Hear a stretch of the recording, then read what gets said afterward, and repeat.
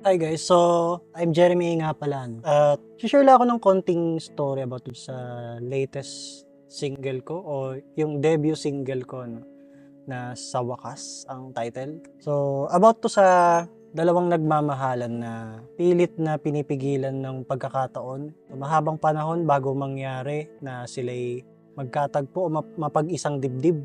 Pero sa kabila nung lahat ng yun, napagbigyan pa rin sila ng pagkakataon na sila'y mapag-isa. Na pag-merge, ano ba tawag doon? So napag-isang dibdib sila.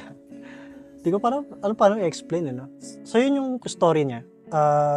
Story din siya, syempre, based sa story ako. Kasi ilang beses kami ng asawa ko na ngayon na nagtangkang magpakasal. Para sa mga hindi nakakaalam, isang maling bagay ang nagawa namin na nakasira ng environment at ng pagkatao namin. Ayun, maaga kaming nag-asawa. Maaga naming pinasok ang pagpapamilya. May mga struggles sa umpisa, pero nagawa naman ng paraan. Nilaban namin kahit may mga pagkakataong munti ka nang sumuko. Naitawid namin. So, 2 years pa lang kami na magkasintahan. Yun, nakabuo kami ng anak. Yung pinakauna naming anak, yung panganay namin. At yun, nagtangka na kami magpakasal nun. Year 2018 yata yun. Hindi ko na masyado maalala eh. Pero, nagkaroon ng aberya sa documents, which is sa documents niya. So, may konting problema doon sa birth certificate niya. Nakakala namin, konti lang talaga. So, tinry namin ayusin. Okay naman, ginawa namin ng paraan, inasikaso. Kaso, anong nangyari? Hindi maituloy o hindi ma-finalize yung documents na yun kasi may problema din yung birth certificate ng nanay niya. At ayun, pinalipas namin hanggang sa nag-abroad ulit yung nanay niya.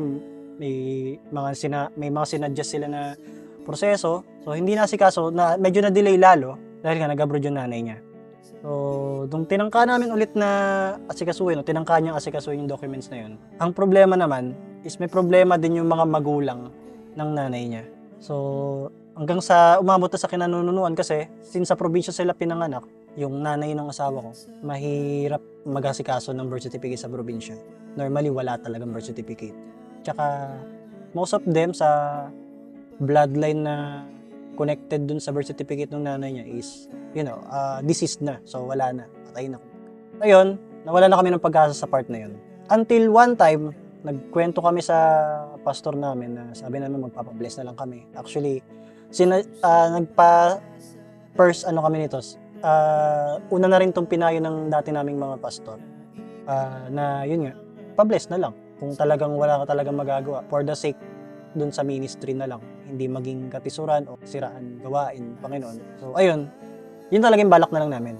Pero itong pastor namin, yung head pastor namin sa current congregation o church na kinabibilangan namin o ministry, ginawan ng paraan yung dokumento namin. So, niretain na lang yung apelido ng nanay niya na yun na lang ang gamitin. Legitimate child kasi siya. So, ayun.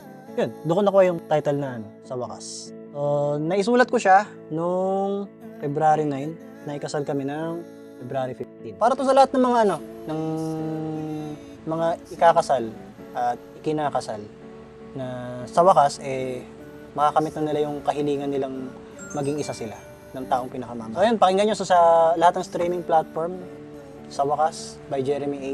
o Jeremy Amarille. Try nyo lang. Abangan nyo na lang rin yung mga upcoming singles na parating. Peace out.